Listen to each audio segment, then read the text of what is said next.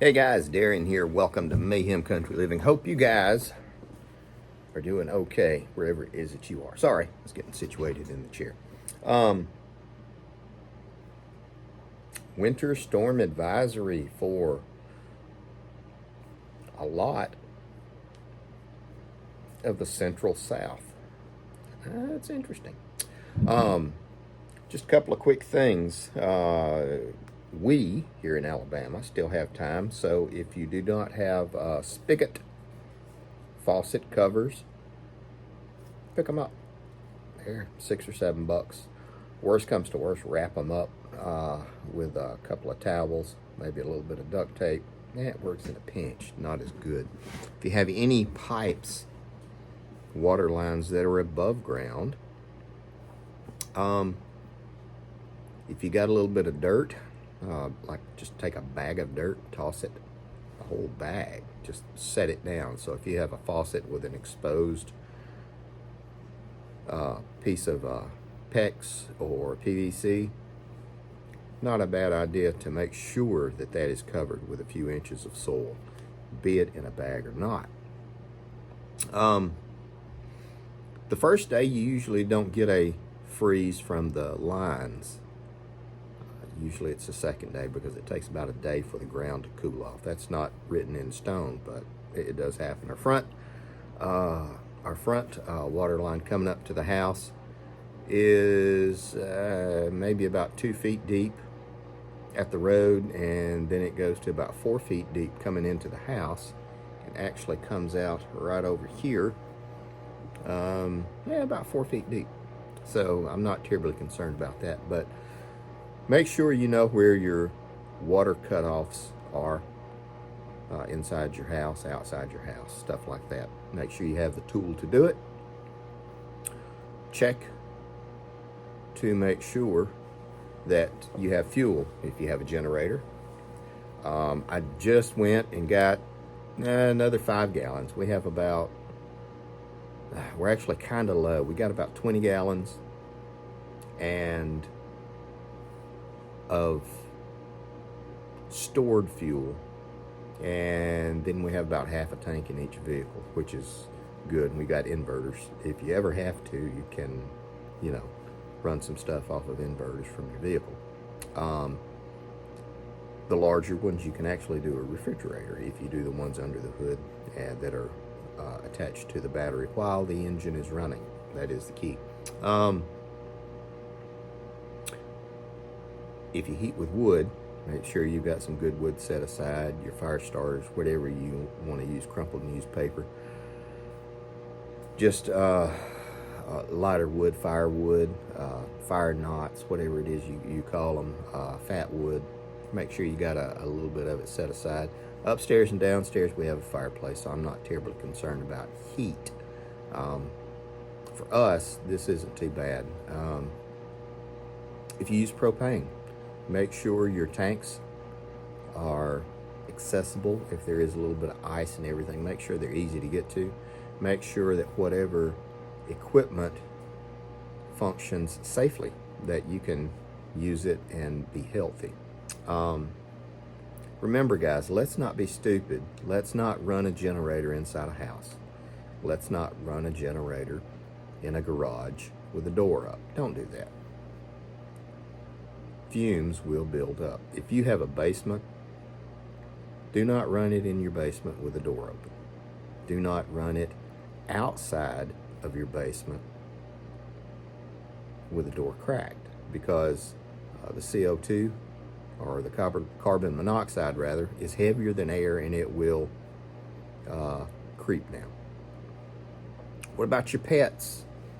Are they taken care of? Make sure your pets are out of the frost, out of the ice, out of the wind. That's really the killing thing. Chickens can actually tolerate a pretty cold temperature, provided they are out of wind and humidity. So if it's cold out in your chicken house, some people are opposed to putting lights out there. I understand. You can make sure that there's no drafts, and they do pretty well. you always want to check on it. You got to make sure they have access to water, though. The water's going to freeze. That's going to be the most critical thing. Make sure that your pets, your dogs, they have a way to access water if they are outside. Ours are in this kind of weather, and then they go outside. But you know, we bust up the the 55-gallon drum, and they have access to water. Critters, you know, goats, sheep, chickens, dogs, all that. Make sure they have access to water and they're out of the frigid wind.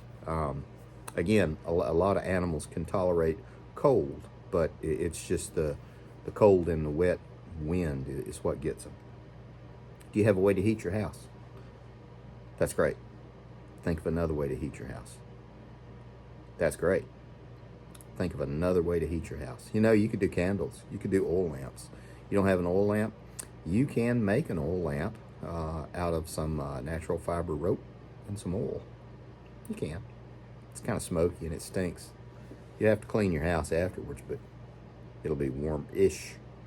Remember Wintergeddon in Texas a couple of years ago? This is what we're trying to avoid. Speaking of heating, you got a way to heat all that beans and rice that we've been storing up for 10 years now.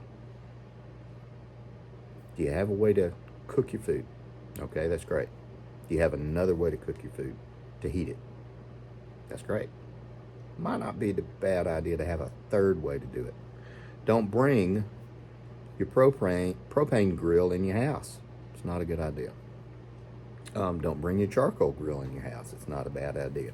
Who would do something that stupid? My dad did that. Yep. And we grilled hamburgers inside the living room during one of the 1980 winter storms here in Alabama. We lived, but we had to paint the ceiling. Hamburgers were good too.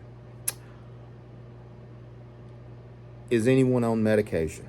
Make sure you have enough medications. Is anyone on any kind of assisted equipment? CPAP machine, oxygen concentrator, anything like that? Do you have a way to run it? That's going to fall into the generators. Now, we're not going to talk the solar generators. Okay.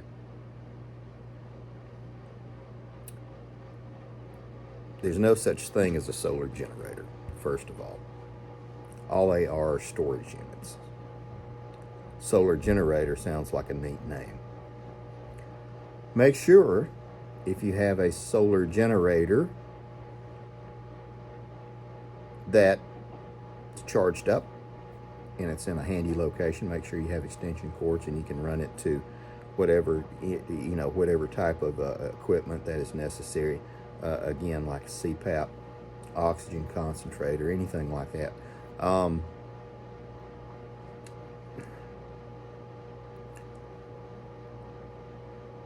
The solar inverters, because they're not generators, are handy to have because they will run a refrigerator for a little bit. The more powerful, more expensive ones. Pick and choose. If you have to, you can, and your power does go out, just stay out of your refrigerator. If it gets really cold and starts freezing, put your stuff outside on the back patio. Because if it's freezing out there, well, everything will keep. If for some reason you just have to, you can wrap your refrigerator or your freezer with blankets. That actually does help. It helps a lot, and it will keep everything nice and cool. Me, I would just put everything outside in a Coleman cooler, lift the lid, make sure you don't have raccoons or any kind of critters out around on your property, and you'll do well. Build a fire. Make sure you have adequate ventilation. Do you have fire extinguishers? Do you have first aid kits? Just check around. Make sure. Have you talked to your neighbors? Ones on either side of you. Even the one you don't like. Yeah, I've got that guy. Have you called your parents? Check on your parents. You got any friends or family that live close by? Call and check on them. Say, hey, how you doing? It's supposed to get cold. You got a plan? Something happens. Come on over. Yes, they're going to bring the damn dog. That's the way it is. But think about this stuff. Anyway, guys, I'm going to wrap this up. We've been at 10 minutes. Think about everything. Test your equipment. This is a time we test our preps. When these things happen, this is why we prep. Call somebody and check on them. Take care of your people. I'm not kidding. Check on your people, too.